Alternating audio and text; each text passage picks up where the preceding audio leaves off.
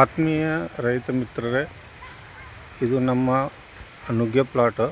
ಇದು ಮೊದಲನೇ ಕಟಿಂಗ್ ಮಾಡಿದ ಮೇಲೆ ನಾವು ಒಂದು ಲೈನ್ ಬಿಟ್ಟು ಒಂದು ಲೈನ್ಗೆ ಅದರ ಕಟ್ಟಿಗೆಯನ್ನು ನಾವು ಈ ರೀತಿ ಹಾಕಿದ್ದು. ಇದು ಮಲ್ಚಿಂಗ್ ಆಯ್ತು. ಇದನ್ನು ರೂಟರ್ ಹೊಡಿಸಿ ಇಲ್ಲೇ ಇದನ್ನು ಮಲ್ಚಿಂಗ್ ಟೈಪ್ ಮಾಡಿಬಿಡ್ತೀವಿ. ಅಲ್ಲದೆ ನಾವು ಈಗ ಕಟಿಂಗ್ ಮಾಡಿ 5ನೇ ದಿವಸ ಈ ರೀತಿ ಇದು ಚಿಗುರು ಬರ್ತಾಯಿತಿ. ಈ ರೀತಿ ಒಂದೊಂದು ಟೊಂಗೆಗೆ ಅನೇಕ ಚಿಗುರು ಬರ್ತಾಯಿದೆ. ಇನ್ನು ಮುಂದೆ ನಾವು ಇದರ ಪ್ರತಿ ಸ್ಟೇಜಿದ ವಿಡಿಯೋಗಳನ್ನು ಮಾಡಿ ರೈತರಾದ ತಮಗೆ ತಿಳಿಯಪಡಿಸ್ತೀನೋ.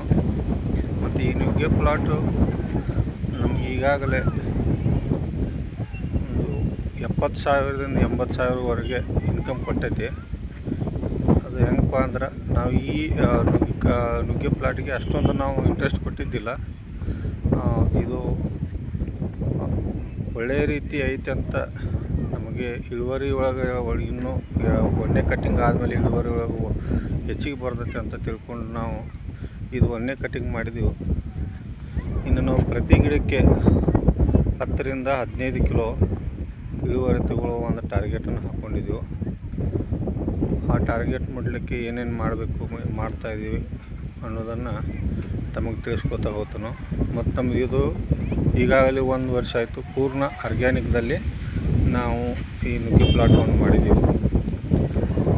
ಇನ್ನು ಈ ವರ್ಷ ಸುಧಾ ಪೂರ್ಣ ಆರ್ಗ್ಯಾನಿಕ್ದಲ್ಲೇ ನಾವು ಇಳುವರಿಯನ್ನು ತಗೊಳ್ಳೋಕೆ ಸಂಪೂರ್ಣ ಪ್ರಯತ್ನ ಮಾಡ್ತೀವಿ ಮತ್ತು ಒಳ್ಳೆಯ ಇಳುವರಿಯನ್ನು ತಗೋತೀವಿ. ನಮಗೆ ಇದರಲ್ಲಿ ಮಿನಿಮಮ್ 15ರಿಂದ 20 ಟನ್ ನುಗ್ಗೆಕಾಯಿ ಬರಬೇಕು ಅನ್ನೋ ಒಂದು ವಿಚಾರ ಇಟ್ಕೊಂಡೆವು. ಇದು 1 ಎಕರೆಗೆ ಒಂದು ಸ್ವಲ್ಪ ಕಡಿಮೆ ಐತೆ. ಇದ್ರೊಳಗಿನ ಇಂಟರ್ ಕ್ರಾಪ್ ಮಾಡ್ಬೇಕಂತ ವಿಚಾರ ಐತಿ. ಈ ನುಗ್ಗೆ ಪ್ಲಾಟ್ ಒಳಗೆ ಇಂಟರ್ ಕ್ರಾಪ್ ಯಾವುದು ಮಾಡಿದ್ರೆ ಉತ್ತಮ ಅನ್ನೋದು ಅನುಭವಿ ರೈತರು ತಾವು ಕಮೆಂಟ್ಸ್ ಮಾಡಬೇಕು. ಮತ್ತು ಇನ್ನು ಮುಂದಿನ ಸ್ಟೇಜ್ದ ವಿಡಿಯೋಗಳನ್ನು ತಮಗೆ ಮಾಡಿ ಹಾಕ್ತಾನೋ. ನಮಸ್ಕಾರ.